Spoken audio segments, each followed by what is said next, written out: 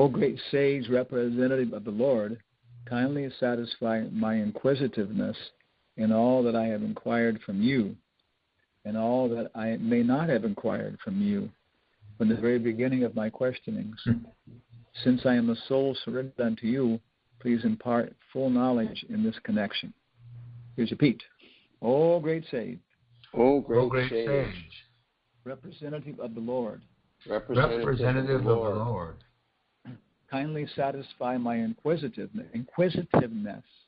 Kindly satisfy my inquisitiveness In all that I have inquired from you. In all that I have inquired from you. In all that I may not have inquired. In all that I may not have inquired from you. From the very beginning of my questionings. From the very beginning of my questionings. Since I am a soul surrendered unto you. Since I am a soul surrendered unto you. Please impart full knowledge in this connection. Please impart full knowledge in this connection. Okay, there's the cue. Only you can be heard, Maharaj. That's usually the way my false ego works anyway. Purport. Okay, then Prabhupada says, the spiritual master is always prepared to impart knowledge to the disciple. Okay, spiritual master is always prepared to impart knowledge to the disciple. And specifically, when the disciple is very inquisitive. This whole purport's about this kind of like epistemology. How do we know? Like that. And because he's pretty much when he's finished his questions, and now we're starting to hear him putting them all into perspective.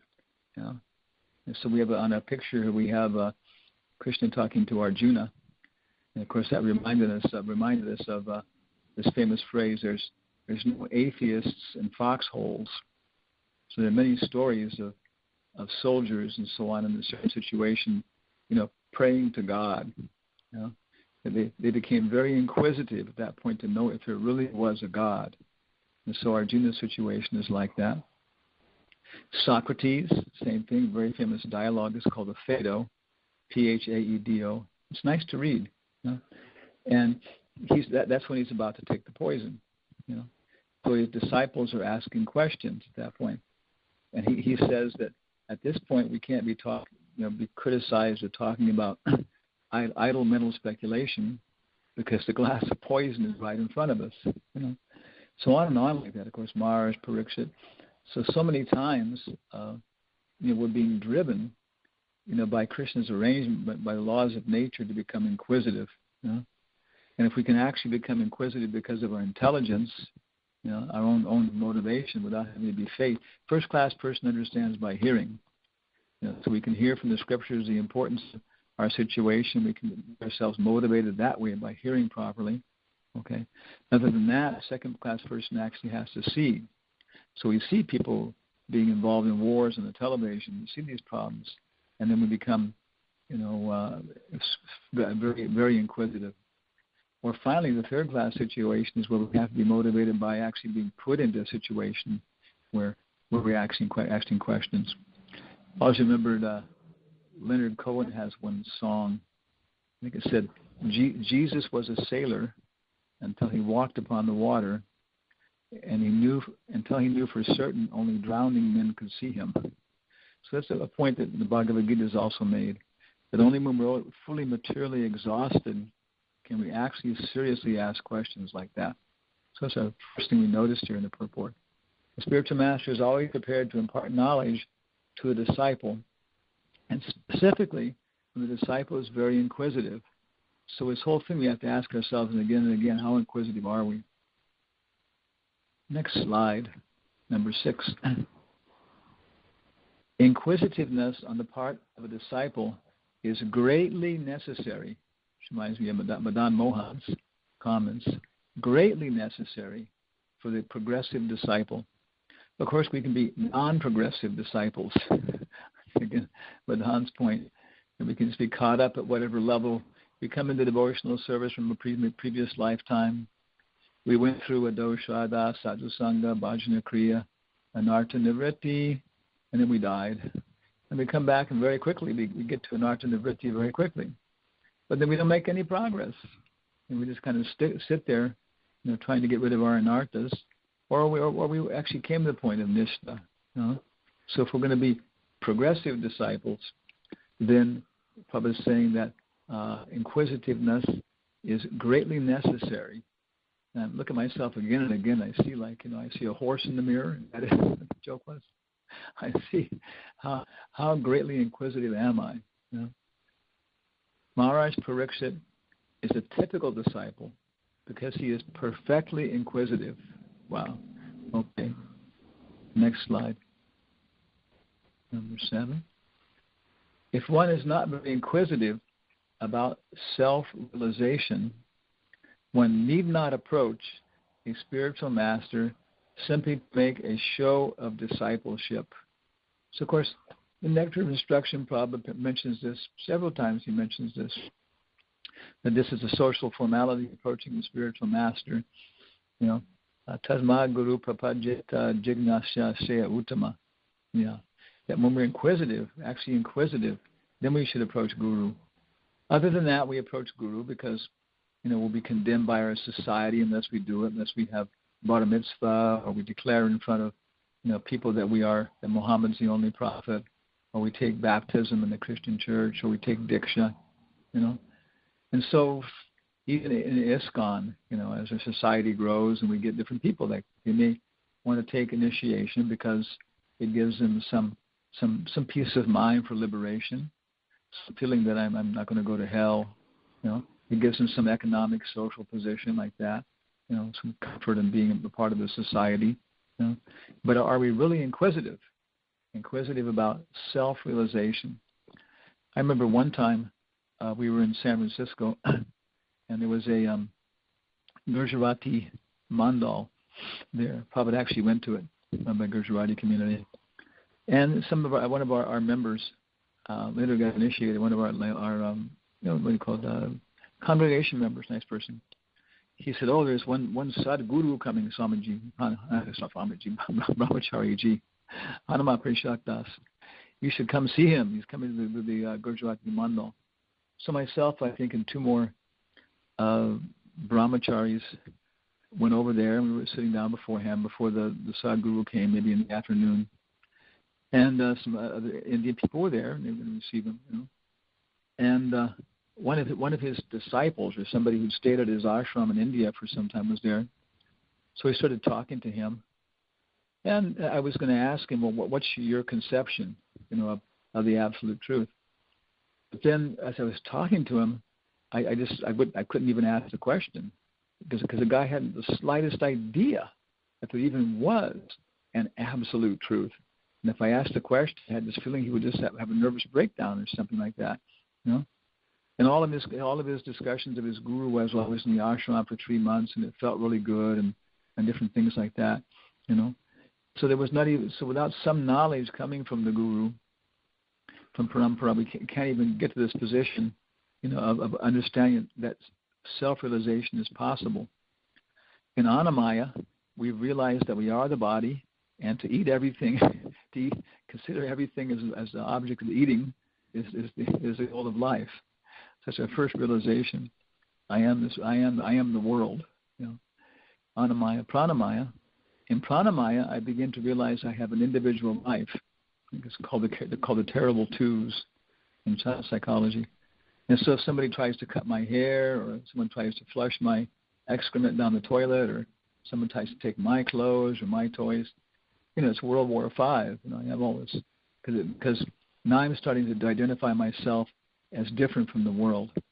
So now my self-realization comes to the point of realizing I am this body. I'm advanced. My self-realization is I am this body. Then later on, monodharma, monomaya, then my self-realization becomes, this body belongs to a certain psychological complex. I'm from Chile, I'm from Peru, I'm a woman, I'm a man, I'm male, I'm female, I'm a boy, I'm a girl, I'm upper social class, lower social class. So many things of monodharma, and we've got to figure out and realize our identity. So So even after we come to the point of immortality, there's so many different levels of self-realization.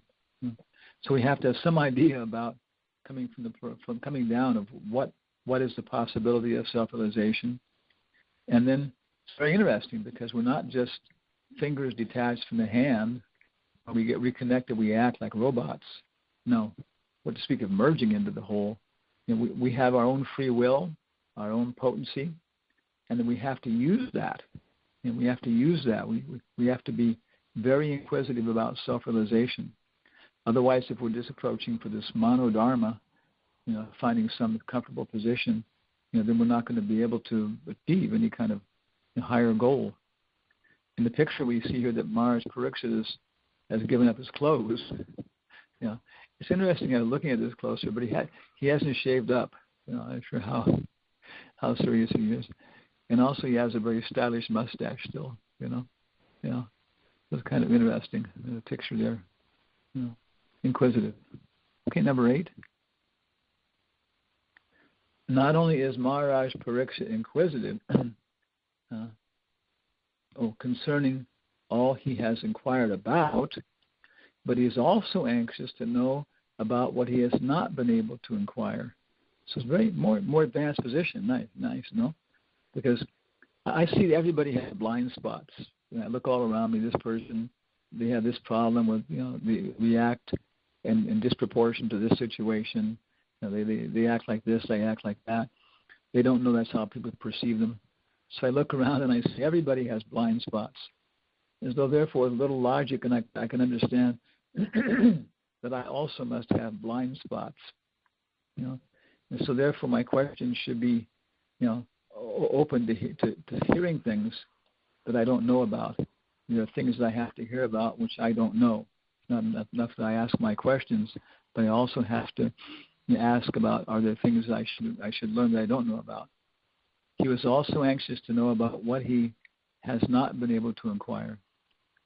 Factually, Prabhupada says, it is not possible for a man to inquire about everything from the spiritual master. But the bona fide spiritual master is able to enlighten the disciple in every way for the disciple's benefit. So very, very nice point here.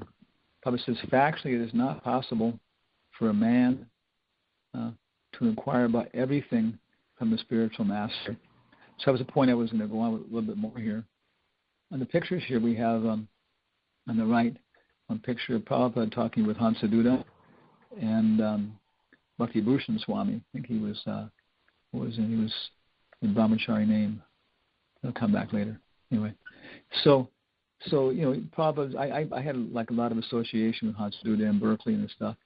And so from him, I had, through him, of course, also his experiences with Prabhupada and so on, and how Prabhupada was dealing with him in so many hours and so many situations like that.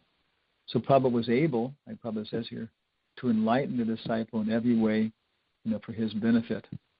So next slide, number 10? Number 9.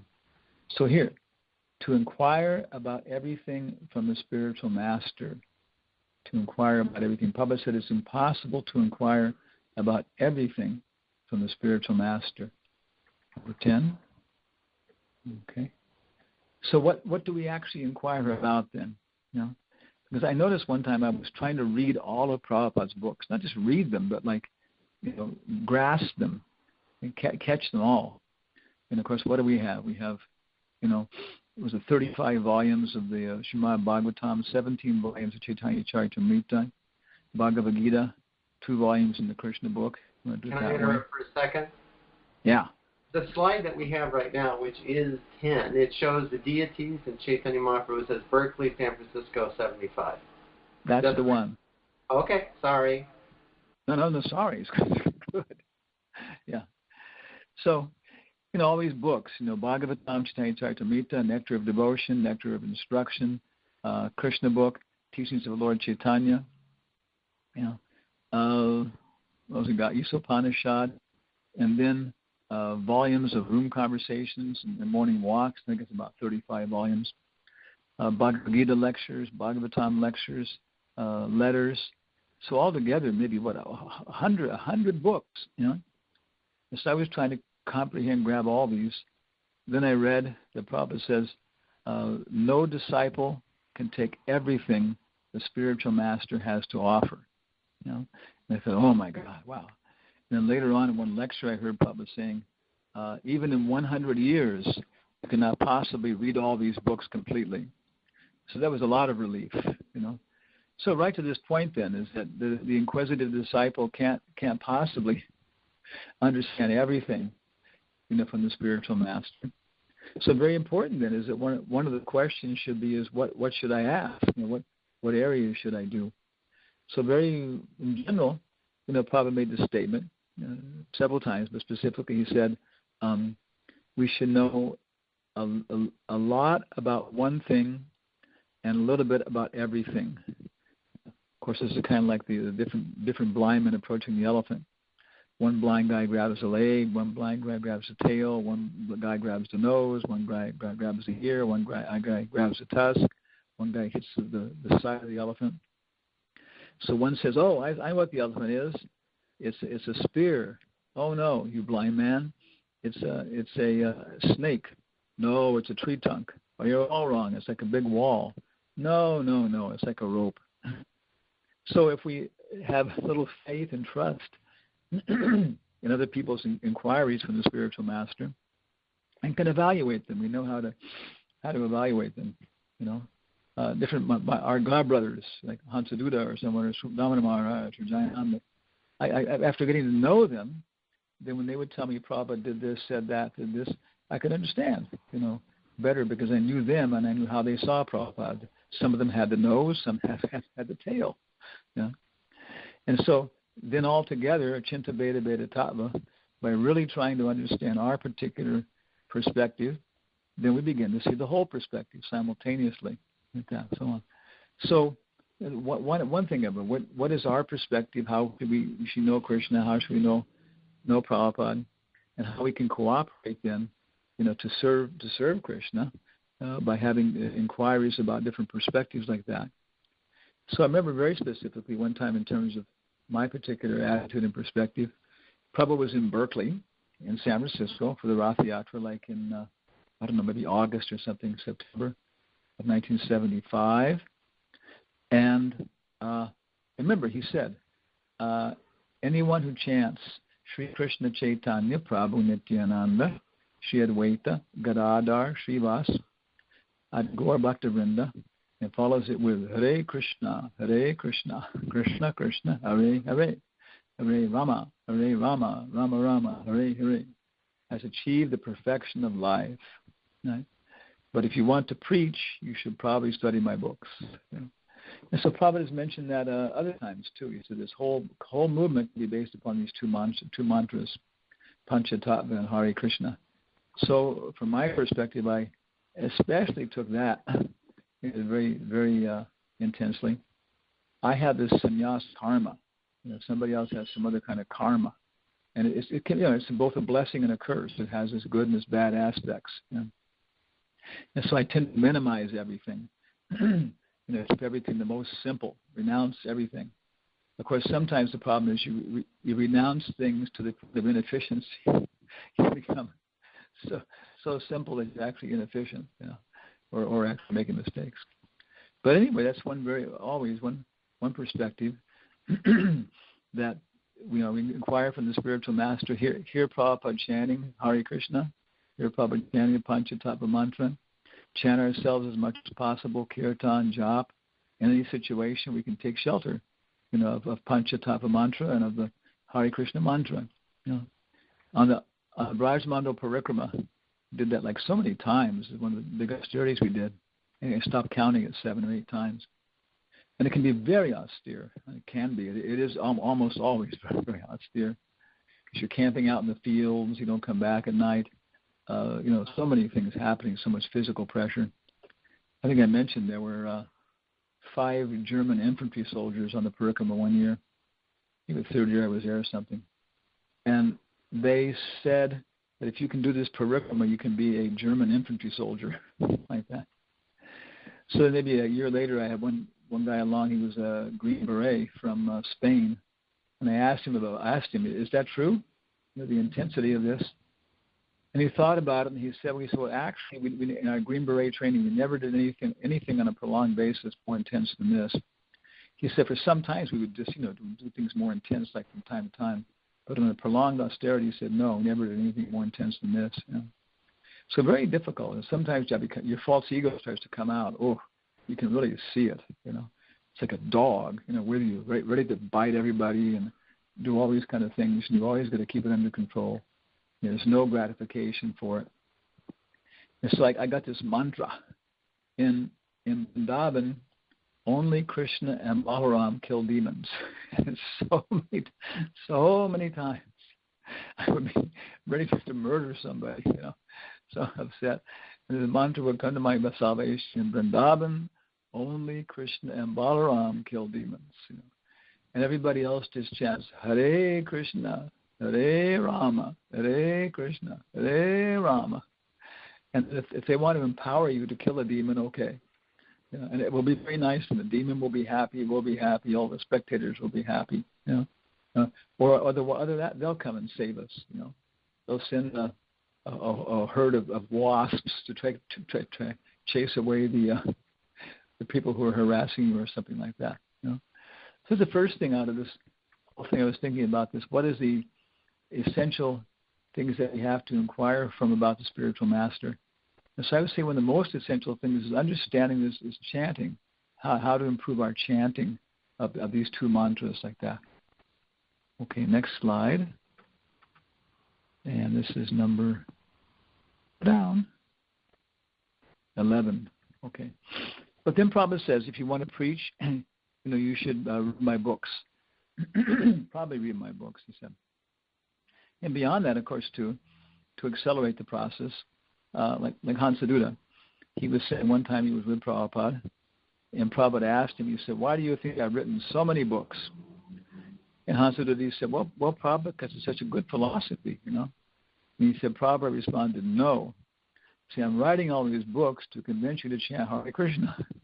If you're already convinced to chant Hare Krishna, you don't have to read these books.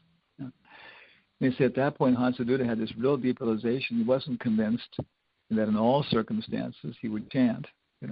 His ego was still there in so many ways.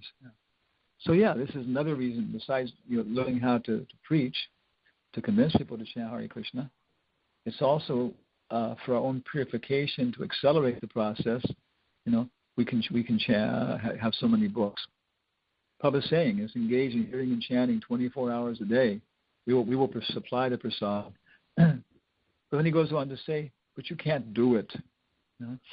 So therefore, hear and chant as much as you can. And then if you get to the point where you can't do any more hearing and chanting, then do whatever you can do for Krishna. Not dog hard, like that. So it's karma yoga. The karma yoga then, what's the word? Shinvatan Swakata. No, it's the other one. By serving the great souls, Nityam Bhagavata Sevaya, we develop an attachment for hearing it and chanting.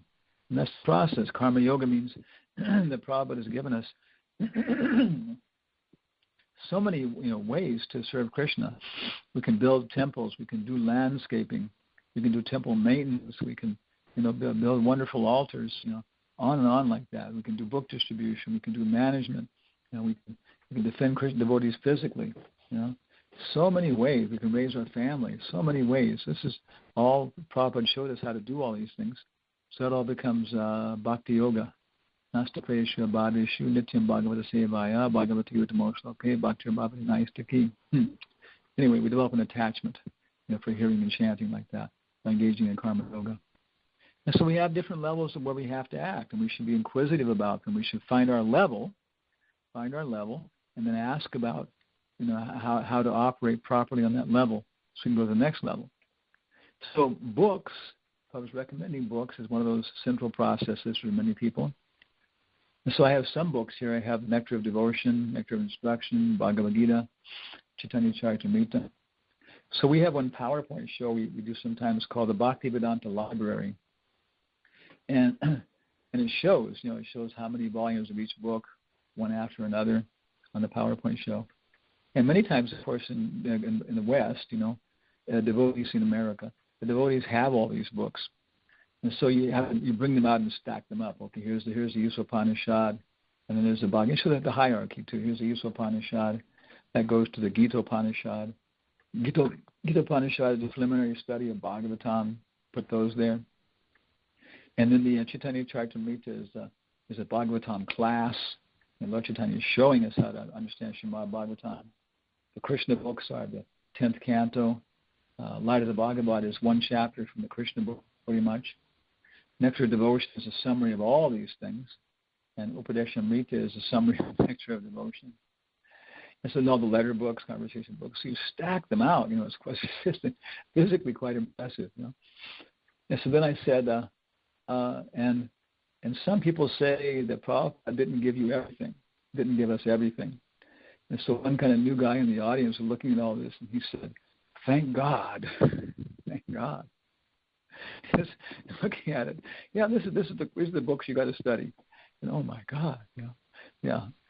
So many books, and this is a whole thing to try and kind of, sort our way around them. When we're doing these Bhakti by Baba and Bhakti Shastri courses, the perspective we're trying to present is that these are things that, you're supposed to get your Bhakti Shastri diploma by the time you graduate from high school, and supposed to get your Bhakti by Baba diploma by the time you graduated from university. And so what are we doing? We're doing like an overview. We don't expect. I remember before, in the beginning, the Bhakti Shastri course, where we're going to study Bhagavad Gita, and it was like that was it. We're never going to come back to it ever again. And so it was the study guide was actually bigger than the Bhagavad Gita as it is. It included all the lectures that Prabhupada gave and the references and stuff. It was basically like a, not more than a PhD thesis really on the Bhagavad Gita. But then we began to talk about, Vedic education is circular. Our questions are going to take us back to the same things again and again, but with more perspective, more depth. I've heard Prabhupada say when the Nectar of Devotion was first released, now read this book 6 times, and all your questions will be answered. Not that you say, what is this? What is this? What is this? Go on. So it's a very important principle that our questions, they may be very sloppy in the beginning. Don't be embarrassed to ask stupid questions, as long as they're not too stupid. And then you get an answer, and the next time you come around to that same question, you have a better perspective on it. So all these books, and it's good to go through them all. Go through Bhakti Shastri, then Bhakti by Baba. Okay, and we're going through them all.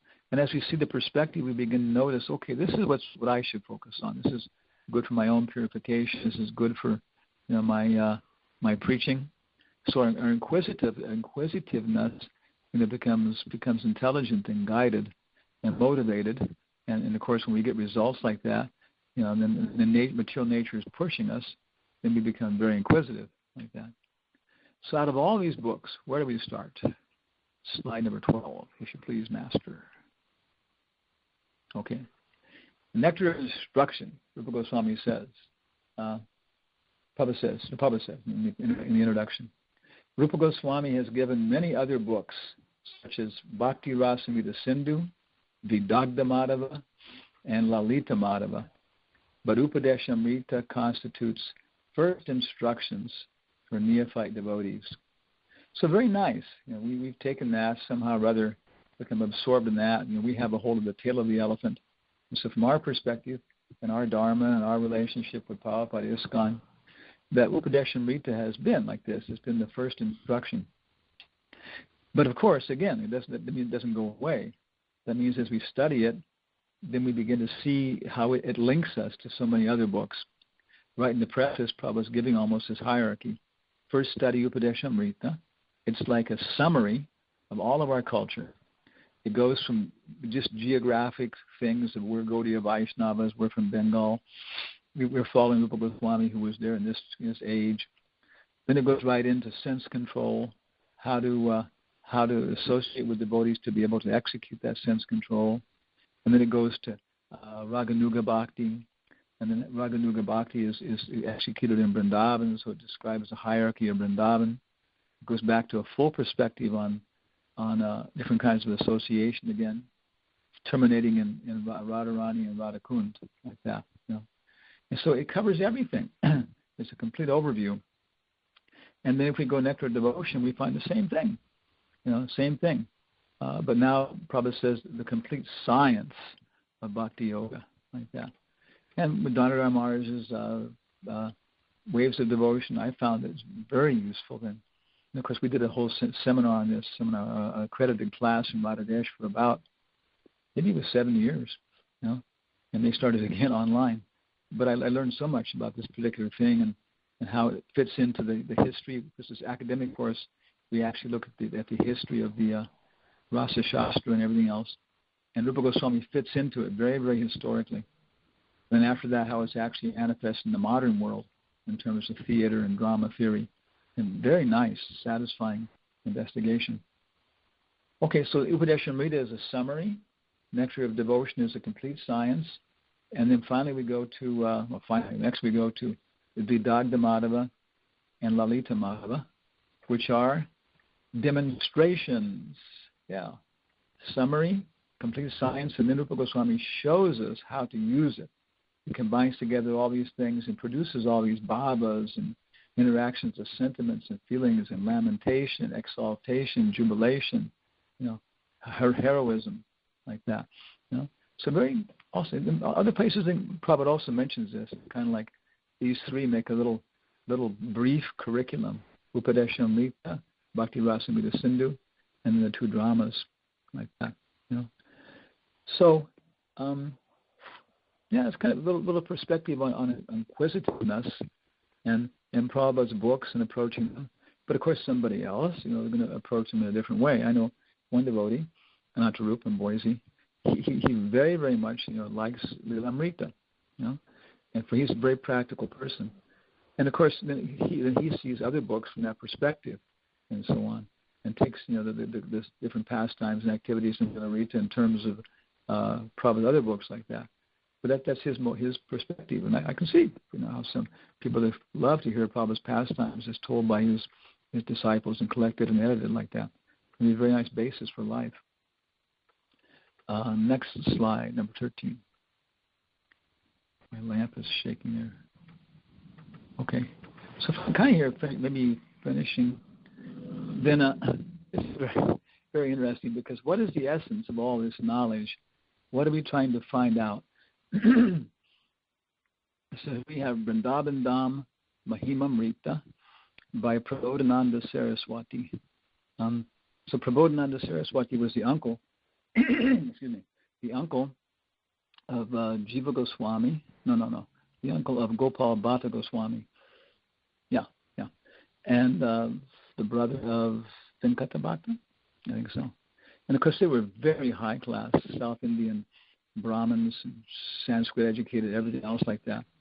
And he's an incarnation of Tunga Vidya. Tunga means the apex or the peak, and Vidya means knowledge. So she's the apex or the peak of knowledge. And as you're facing Radha Madhava on the altar in Mayapur, Tunga Vidya is the gopi on the extreme left, like that. And she's more liberal. We're following Lalita, and Lalita's a firecracker.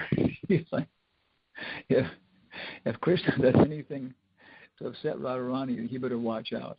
Lalita's going to be right after him, and he knows it.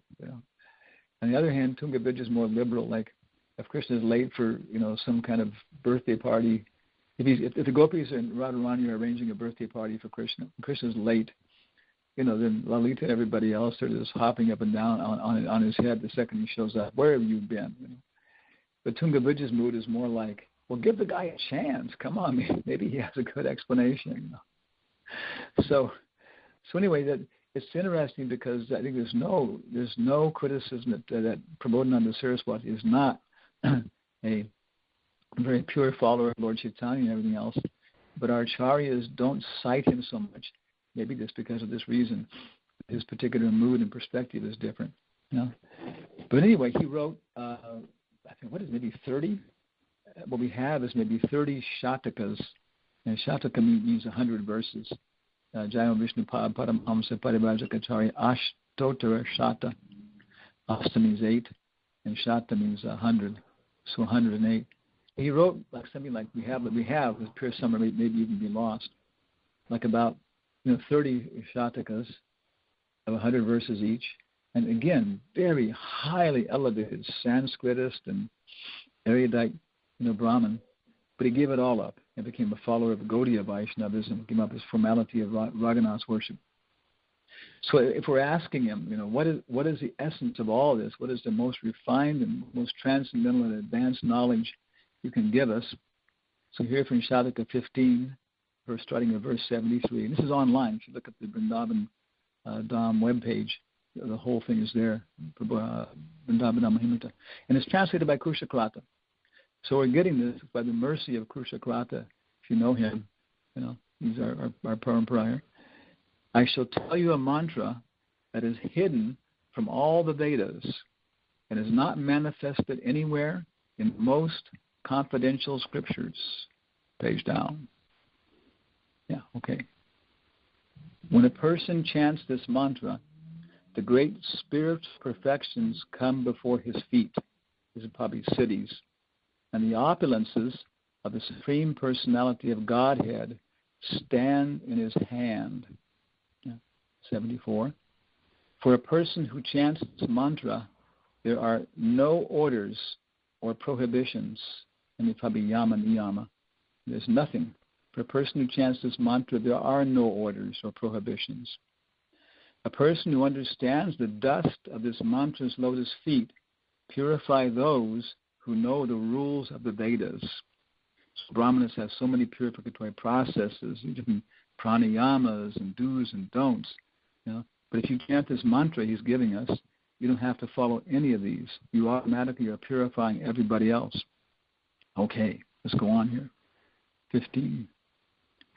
This mantra is the sweetest nectar. It is the auspiciousness of all auspiciousness. It is filled with all limitless, wonderful glory. This is Tunga Vidya talking to you now. It is the attainment of all attainments. I think Sarvagati Gati. Next one. It is the ultimate goal of all goals. It is the wild bliss of all wild blisses. They say it is the secret of all secrets. Without thinking of anything else, day and night, chant this mantra. Okay, the next slide will give us the mantra. Radha. very, very nice, huh? So Radha. Yeah. So he's a fanatic. It's not too surprising that Prabodhananda Saraswati Tunga Vidya is a fanatic. In the Vrindavan Dham Himamrita, he's talking about the glories of Vrindavan Dham. It's really, when you're reading it on the Brajna Parukama, it's really incredible. He says, if somebody tells me to leave Vrindavan, I shall cut out his tongue. If somebody tries to take me out by force, I shall kill him. Even if I'm so hungry that I'm crying from pain and have to steal from others to live, I will still never leave Vrindavan.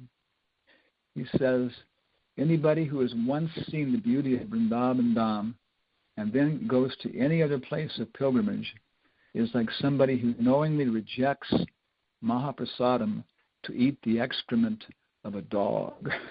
This guy's a fanatic. Yeah. So very, very nice. Yeah. And through this whole thing, yes, here the Radharani, she's not revealed in the most confidential scriptures. In fact, in the Bhagavatam is so indirect. But here, by the mercy of the acharyas, if the inquisitive student is asking the right person, then it's being revealed. You don't have to follow you don't have to follow the 4 principles. You don't have to get up from Mangalarti. Just chant day and night without stopping this mantra, Radha. Of course, that's quite a task. And you may discover it's much easier to start getting up from Mangalarti and start following principles. But he's presenting the most confidential yoga. And of course, Prabhupada it was a Radhastami day, I think it was in London, and Prabhupada said, He said, this is Radharani's appearance day. He said, in the Maha Mantra we are chanting Hare. This is Radha. He said, Radha, Hara, no difference. Same thing. So we're chanting Radhe, Radhe. But we're chanting Hare, Hare, Hare, Hare. And very nice Hare Krishna, like that. So we're doing it. Let's go on. Next slide. He has a little more to tell us. This mantra is a flood of sweetness churned from the sweetest nectars. It is a precious flood of the wild sweetness of the bliss of pure love. Thanks to Kushakrata, he was able to do such nice translations. O fortunate one, who understands us, who understands the meaning of this mantra that is a flood of bliss flowing into the heart. And last slide here, which is Srila Prabhupada. Thank you very much. Okay, so it's kind of our little perspective on this, that, Maharaj Pariksit has finished his questions, and I was kind of like summarizing, taking a step back and talking about, please, I'm surrendered to you, so please tell me everything about these questions, and also please tell me about things I haven't asked. He's very enthusiastic, Prabhupada says, about asking questions, and then from that we have to, penetrate, into deeper and deeper and find our actual self-realization, whatever that is. So, any questions, comments, complaints?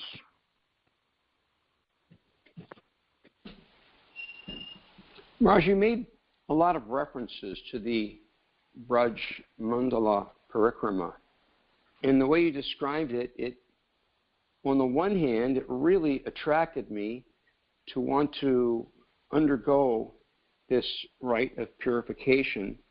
At the same time, you're kind of scaring us away from it in that it's so austere. I was wondering if you could tell us a little bit about Braj Mandala Parikrama, because I really don't know that much about it. Well, probably most of us don't. Yeah, Lokanath Maharaj, of course, he's the kind of Parikrama Acharya in ISKCON. He started it, and I think the person, what's his name? He'll come back, I guess. Yeah, he's called the Brajacharya. He was a contemporary of the Goswamis, very respected, Vaishnava.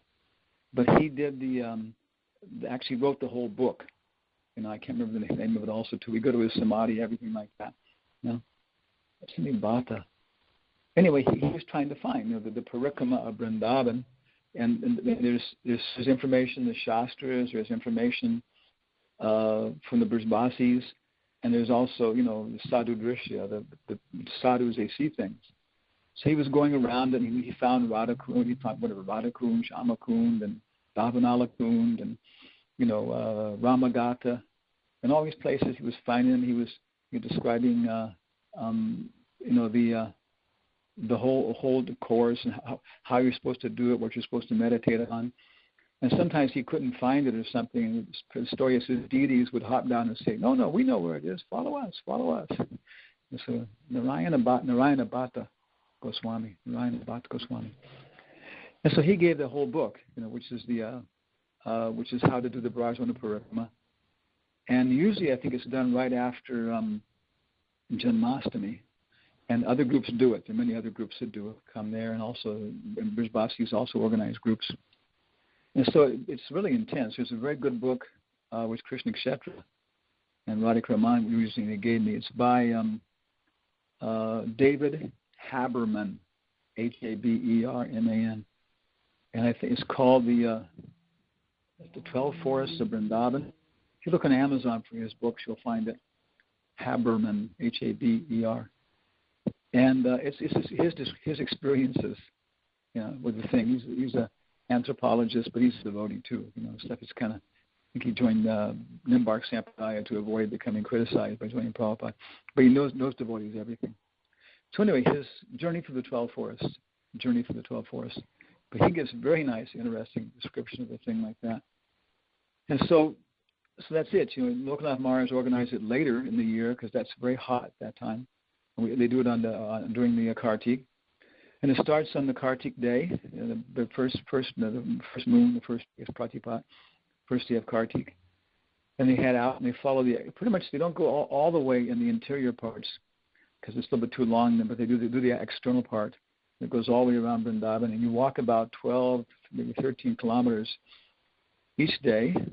And of course, the suggestion is to walk barefoot, so on. And you go all the way around Vrindavan, maybe in 30 days times 15 kilometers. So it's 450 kilometers walking. And other parikramas like Radhanamars and stuff, you come back each day, you know. And so in some ways they're better organized because you hear the katha in the pandal in the temple room. And when you go out the next day, you know, you can see the places like that and a little bit of reminding and talking. Because many places, of course, it is very difficult to assemble to discuss what's going on. And you come back and you have a shower and everything else. But on the Brajmanda Parikrama with Lokanamars, we would stay in tents, these Indian cloth tents, and stay in ashrams, and bathing with buckets in the fields was just a regular course of the thing, like that. And many times we would stay right in the Brijbasis farmhouses with no windows, wooden windows, and really, I mean, you get a chance to live with Brijbasis in the little farmhouses with their animals and stuff. And it's just really you go right down into Vrindavan Dham in many ways like that. And then reading and chanting and stuff along with it, So I would say that people say that it's the postgraduate course for the Mayapur Parikrama. But the thing is, my realization is that if you want to do it, then Radharani wants you to do it. And that's what it comes down to, is you really realize that you have to have the mercy of Radharani, and she's there. And of course we're getting it through the mercy of Prabhupada and the mercy of Gonatai. And so the deities go along with us the entire way like that. And then you have regular programs morning and evening. And so, it's just that you should. Prabodhananda Saraswati says, I know many great gurus, I know many great books, he said, but as far as I'm concerned, there's no teacher like Vrindavan Dham. So it's one perspective on the elephant. And if somebody else goes out distributing books in the street, hour after hour, day after day, maybe that's more the Yuga Dharma. But in that sense, it really is nice, for a certain kind of people. And they have shuttle buses now where you can go out, and come back. And the bus takes you out in the morning, you catch up with the devotees and walk with them. So it's a very particular thing, and it's it's nice in many ways. It really is, By other ways, there's problems and stuff. And then, but if you really, if Krishna wanted you to do it, and it's good for you, then okay, it's very, very nice austerity of being there with day after day in Vrindavan Dham. Thank you for that description. It's sounding more attractive. Maharaj, Hare Krishna, Hanumatpresaka Maharaj, this is Mahesh. Mahesh, okay. Yeah, I just wanted to say that Vrindavan Dham, I think there is a misunderstanding here. Vrindavan Dham is a mystical place. It is in the hearts of the pure devotees and the devotees of the Lord.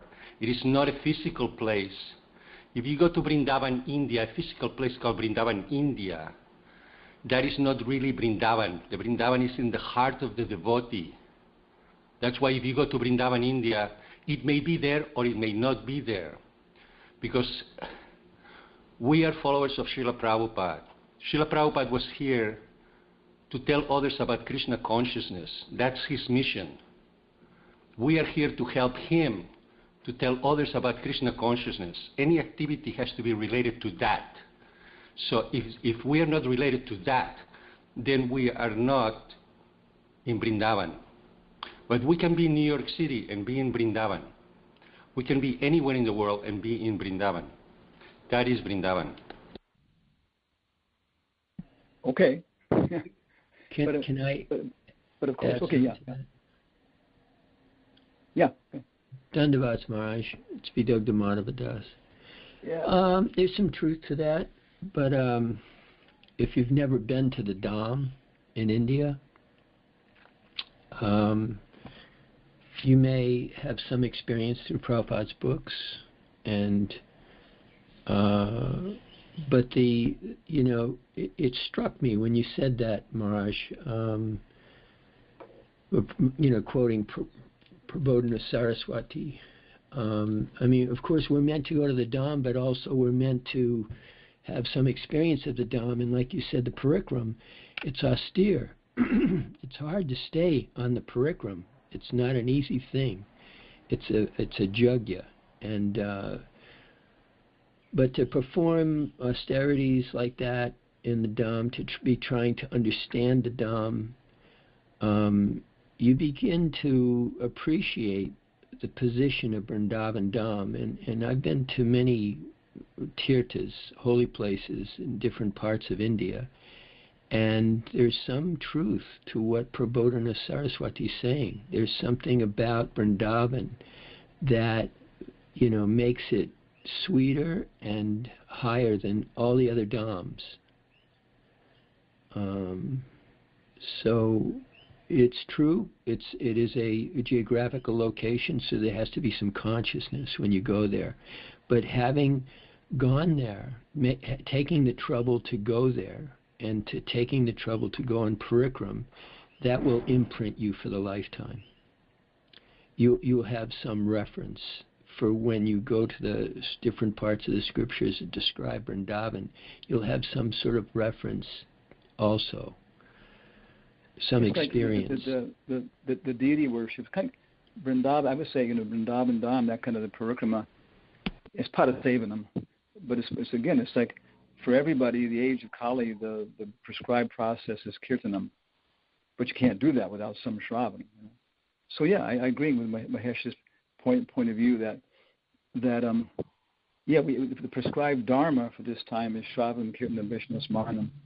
But you see, the devotees who are a little bit more advanced, then Prabhupada engaged them in deity worship and yagna and following varna ashram dharma. But that's not the basis of the play. The basis of it is hearing and chanting. So if you go to Vrindavan, you're not engaged in hearing and chanting in the association of pure devotees, then you're following Bhaktivinoda's commentary, which is that you can be in the Dham or on the Dham. So you can go to a Hare Krishna temple, and stuff, and still not appreciate what's going on like that, But, for us, then Prabhupada did that. He established a very great effort. He established our center in Vrindavan. And it was on his impetus that these different kinds of parikramas and visits to Vrindavan have been established. But they have to be, like Mahesh says, on the basis of the Yuga Dharma like that. That's what I'm saying. Everybody has your particular thing. Somebody else is going out doing book distribution all the time. He may never go to Vrindavan, but Vrindavan Dham comes to him. Also, can we see the second to last slide? We didn't really get a look at that. Thank you. The whole book is online. Vrindavan Dhamma Amrita. No, that's the third to last slide. Second to last slide. Temple. The Vrindavan Temple website. It's called Vrindavan Dham or something. And they list books. It's there. Hare Krishna. Hare Krishna. Hello? This is Balabhadra Prabhu. If I could... Balabhadra Boise. Hare Krishna Maharaj. Dandavats. Pastor Prabhupada. Thank you for the wonderful class. Maharaj, you made a brief mention in the earlier part of your class in reference to a line in the purport. Prabhupada says, the inquisitive on the part of a disciple is greatly necessary for the progressive devotee. And then you made a quick statement saying about one could be a non-progressive devotee. And then you made another quick statement about how we continue Krishna consciousness from our previous lifetime, and we find ourselves not being progressive. I'm just going as best as I can by memory about what you had said. And so I'm just wondering, because I see myself as someone who's, stagnant in my devotional life, but I'm still practicing every day, everything that I'm supposed to be practicing. And so it just seems to me like there's a vague line or a very fine line between non-progressive devotee and someone that's just hanging in there and that he doesn't appear to be progressing, but he's not losing faith in the process. Can you discuss something about that real quick? Of course, the progress, what you got to have a standard, Adorshvada, Sadhu Sangha, Bhajana Kriya, Nartana Vritti seems to be like a very nice one. There are other ones too, Kanishta Adhikari, Majjhima Adhikari, Uttama Adhikari. But when the Prabhupada uses a lot, the Acharyas is that one. So we can see if we're progressing in terms of how we're going through that, Adorshvada, Sadhu Sangha, like that. And other than that, I would say that a lot of this stuff is very, very specific, and that's why we have so many books, so many psychological perspectives different people have, combinations, pregnancy of Diti in the evening, Chaivana and Sukanya, so many things, So, specifically, your position, like this and that and stuff, I can't really give like a lot of detailed ideas about it, but because sometimes too, it's just that, for example, we're having a change of heart. We don't see a lot of change, and we think, I'm still doing this, I'm still doing that, Then we stop and look at it, and this is all external. I'm still agitated by the opposite sex, like this and that, and still this and that. But we realize at heart we've changed. The indriya, the manas, maybe they aren't so much influenced, but the buddhi is changing, and our whole perspective has changed. And we know that when we die, these attachments and stuff are not going to have any root. And so the big flood of death comes and just rips up all these trees and just washes them away because they haven't got any root, like that and so on. So that's one perspective. When we're judging ourselves, we've got to look at also more deeper perspective than that. Other than that, of course, it says, by committing offenses to the chanting, one could go for many lifetimes and not get prema, maybe get some kind of impersonal liberation. So it is possible, and that's where being inquisitive, to the spiritual master, reading Prabhupada's book with a purpose. Someone was talking about that before, reading with a purpose. Sure enough, we'll see like things which touch us directly, and then the super soul will help us, And beyond that, we have good association with so many devotees, like that and stuff. So we can actually see, like you're saying, what things are. If we are hung up, really, we're not, rather than just like superficially hung up and making progress internally, and what those hang-ups are, and then we can start to deal with them like that.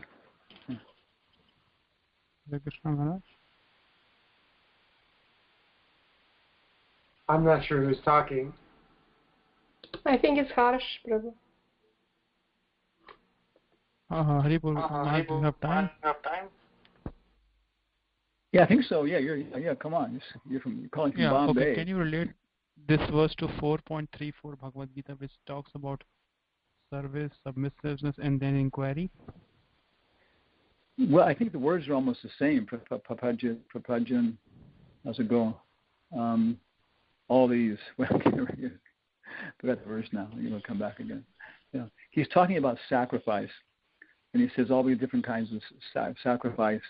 The result, of course, is to surrender to Krishna, like that, and to approach a bona fide spiritual master to get this knowledge and so on. So that verse, I think, is pretty simple. There's not a lot of complication in it. Prabhupada's just saying that this is how we have to understand the truth by approaching somebody who's seen the truth. Of course, that's can be amplified upon. Approaching somebody who's seen the truth. What does that mean? And I always remember in there, Prabhupada says that absurd inquiry and blind faith are both condemned. So absurd inquiry means always just like it's like speculations about religion. Religion is the most fun, and so we're curious because it's the most. People say, "Oh, my hobby is religion." My hobby is religions. Okay, so absurd inquiries. Prabhupada says in today's purport, we have to be serious. And the other thing then is blind faith, because Krishna gives us, sufficient knowledge, and then we just have to act upon it. And that's where the bhakti comes in, like that. So our inquiries, our investigation should actually be, upon acquiring knowledge about things, and acting upon that and getting more of a taste. And of course, it goes to different levels of how we know, rational knowledge, and then even starts to become, introspective knowledge, where we can feel Krishna's presence. That's about all I can say. Tadvidi panipatena paripashnena sevaya. Thank you very much, Maharaj. Maharaj, I have a question in that regards as well, kind of on the same thread. As far as asking questions that are important and avoiding absurd questions, when we are inquisitive, like about the details of the Bhagavatam, trying to understand every aspect of it, could that be an absurd inquiries, where we should actually just be concentrating on the essence, making advancement? If you want me to give an example, Okay. For instance, one devotee was complaining that, like usually when I give classes or when I ask questions, they're always about the details of the Bhagavatam, how big the universe is, or like that kind of stuff, instead of questions about like how are we going to be able to give up our false ego, and how are we going to chant more purely. So you understand kind of what I'm asking? Is an absurd inquiry, even can it be in trying to understand the Bhagavatam in detail, instead of trying to just focus in on how to make spiritual advancement? No, well, I mean, if chemistry is a science, we'll speak of theology like that, And so, there's going to be, we have to have both, no? We've got to have a general perspective on things, and then we also have to have practical detailed knowledge. Like if we're trying to go from Los Angeles to New York, you got to have a general idea that I'm going to head east, and I'm going to go up to San Francisco. I'm going to catch Highway 80. That'll take me across to Chicago. It falls apart there. Okay, I got a general idea, and I need that. But then specifically, I'm watching for a place to get off, to get gas, and all these details, So once we got our particular general plan worked out, and again, people are on different levels. And so once you figure out, okay, I'm on this level, this is what I need, this is where my progress is. I'm not on this level. I'm not ready to surrender to, full-time book distribution, everything else. But I'm beyond this level. Okay, this is my level. Okay, so you got your general perspective, and then you need to start acquiring details for your particular progress at that point, and also maybe for preaching to people at certain points and stuff like that. So I would say detailed knowledge is not we're wrong. And again, Maharaj-Pariksit, if you look at the questions about the fifth canto, which we're studying now, this Bhakti Bhava thing, it's like that's where Sukadeva Goswami answers it. It's almost like item for item, for the question he asks. The mountains, the rivers. And Maharaj-Pariksit prefaces it by saying that by understanding the Virat Roop, by concentrating on the Virat Roop with attention, one becomes fixed in the mode of goodness, and then he can understand the material world as the glories of the Lord, and he can understand the more subtle glories also, like that. So that in that sense, like you're giving this example of like 1 millimeter dot on a piece of paper is equal to this, the size, I guess, goes to the earth or something, right? In comparison to the metropolitan size of New York City. For people who've been trained in that perspective and everything else, it gives them, very practical appreciation of how big God is and everything else. And one very practical example. Achaharas ago, Vachu Begam, Manasa Krota Begam. Okay.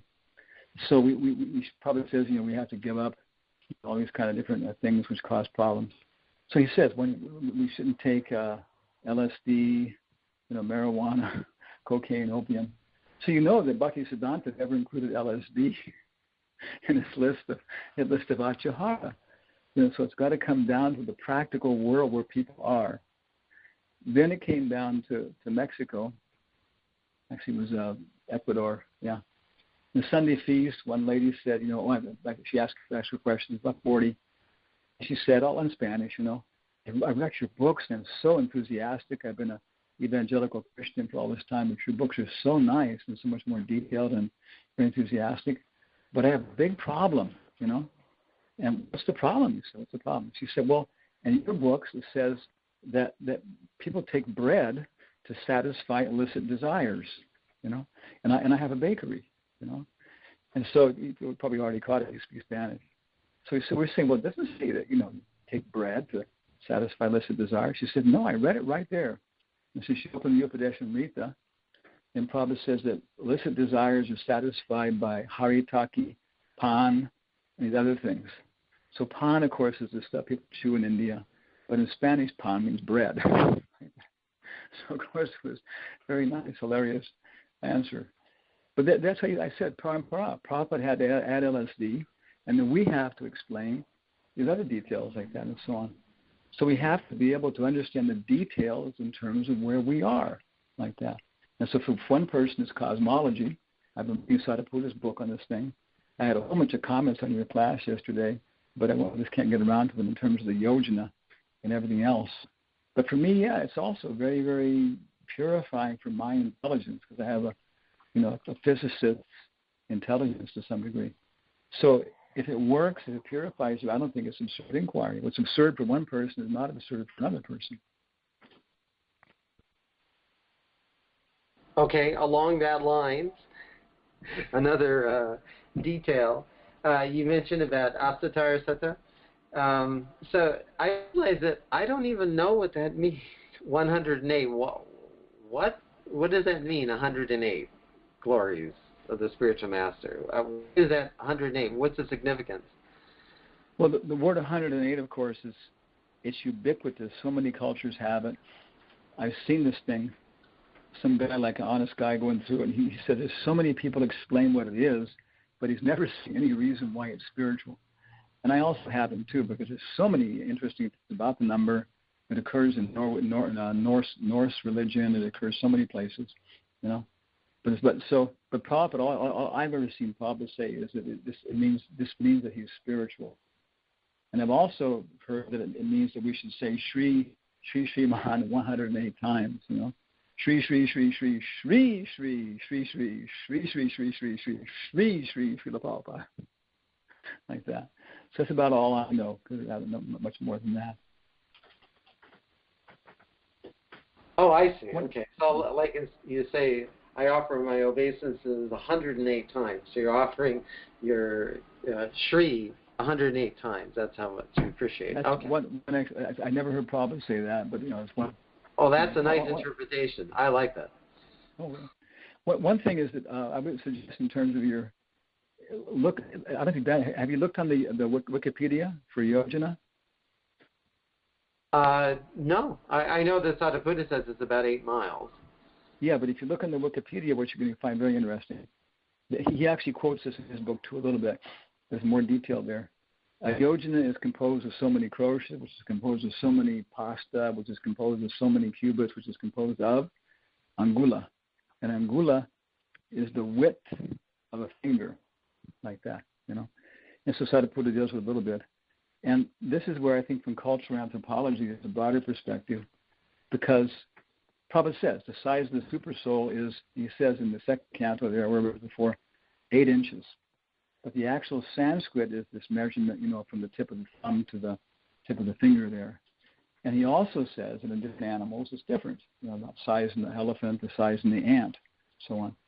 So the measurement is there, but it's in proportion to a certain perspective. So that's one point I would toss into this whole thing is that the yojana that they're talking about, really we have to consider that maybe it's at the end of the Dwapara Yuga. It's from a different perspective. And even if we go on measuring things in yojanas, we're talking about the coverings of the universe. When we come to the psychological elements, it starts to become bizarre, you know. So we have, my mind is 2 miles big.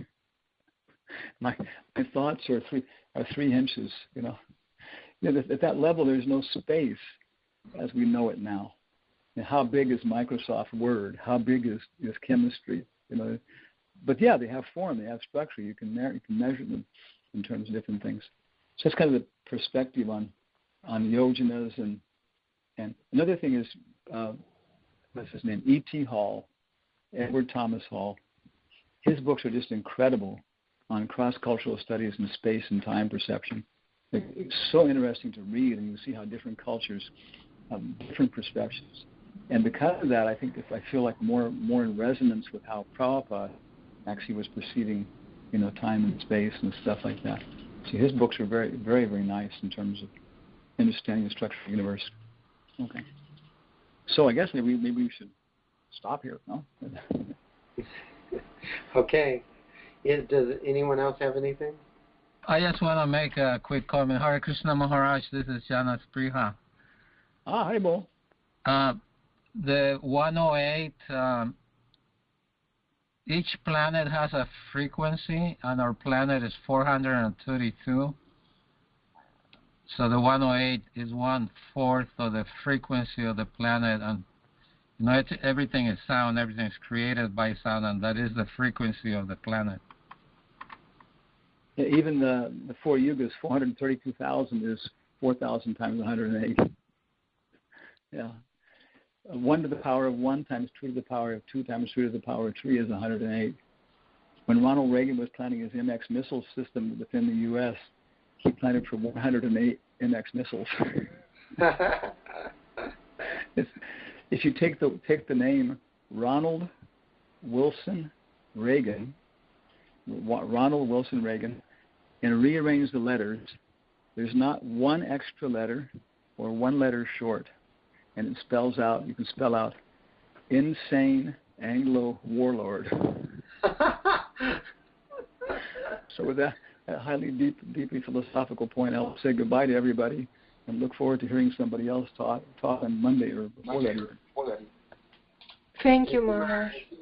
Hare Krishna. Radhe. Hare Krishna. Haribol.